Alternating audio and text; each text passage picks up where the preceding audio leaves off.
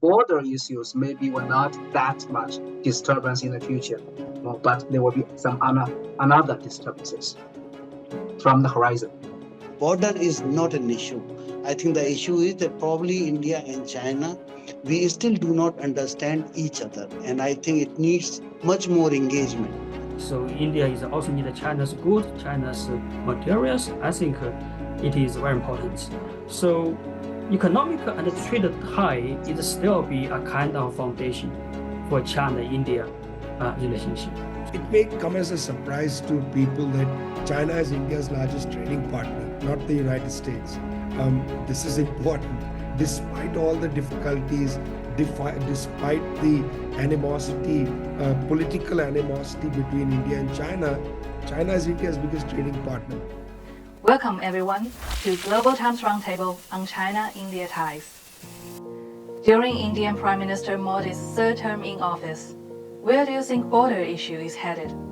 My personal view is that in the coming 5 years, I think that the border issue will not become a bigger disturbance. The reason is that because the gray areas between the two countries has been squeezed dramatically after the Galvan incidents.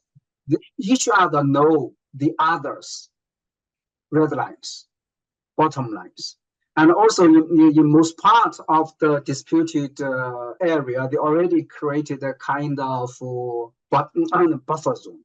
Or we can say it is a belt of actual control with 5 or 10 kilometers rights.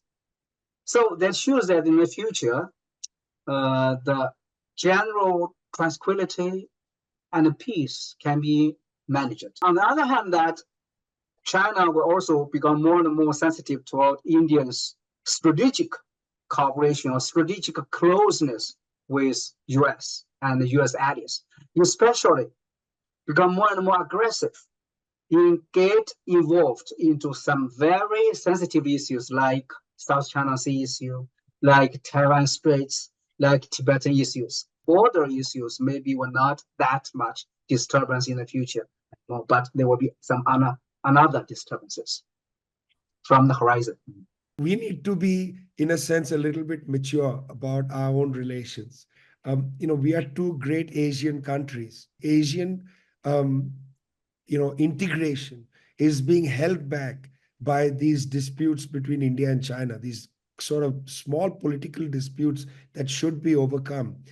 Just a month and a half ago, the United States government empaneled a new platform with Australia, Japan, United States, 3 members of the Quad, but they've replaced India with the Philippines, and they've called it the Squad.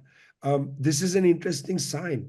Does this mean that the Squad with the Philippines is going to set aside the Quad, and that there is then room for India and China to start a dialogue on security that doesn't include the United States? I think that would be an excellent development. If Mr. Jaishankar went to Beijing and they started a broad dialogue about security and economics, they started a dialogue that includes perhaps the Russian government. These are 3 large Asian countries. Why can't they have a trilateral dialogue on development and security in Eurasia? This would be a way to build confidence. Let the border come later. First, build confidence between these major countries. The most important thing is, which probably we are ignoring, is that, we are on the cusp of new world order, where India and China are going to play a very, very important role. Dollar is going down. India and China have become the fastest growing economy. And now the whole global South, which is kind of 80% of the world, more than that, is looking up to India and China. We cannot afford to fight and have our differences. Let's suffer the whole world, whole global South for few hundred kilometers of barren land. Border is not an issue.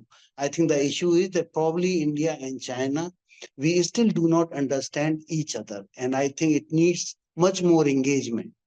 We need many more Wuhan and Madras and Chennai to happen, to move forward. What can India do to address its economic challenges? And what role can economic and trade ties with China play? China-India economic tie is very interesting. Actually, Indian governments, lots of Indian people, they want to see a kind of the link between China and India economic ties. But in reality, China-India trade has been improved much in past 3 years. And India's economic dependency on China is not be reduced. It's sometimes is increased. Even interesting. For example, India's exports in drug industry increased much, but when India's drug exports increase, China's export to India in drug relevant goods is also increase.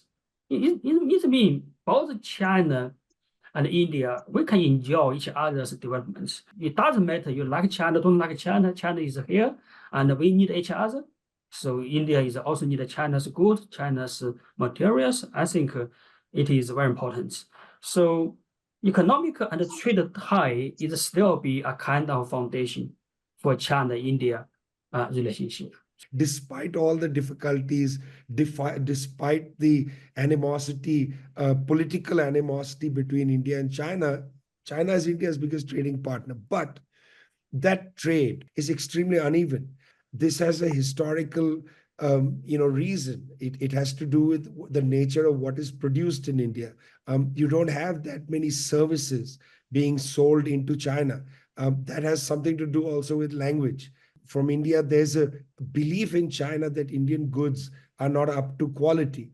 I think this is a slightly misleading understanding, but it's there. I've talked to importers in China. People say that Indian goods are simply not up to the quality. Now, there's some truth to this. If you don't pay your workers well, if you have 45% youth unemployment and underemployment, if your workers are unhealthy, if there's no social welfare health system, this has an impact on the quality of goods that you're exporting.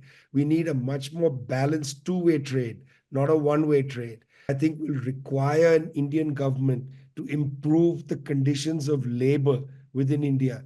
And the way you improve conditions of labor isn't to undermine labor laws, but to strengthen social welfare policies for ordinary people, improve healthcare, improve nutrition, improve the access to children's education, improve transportation.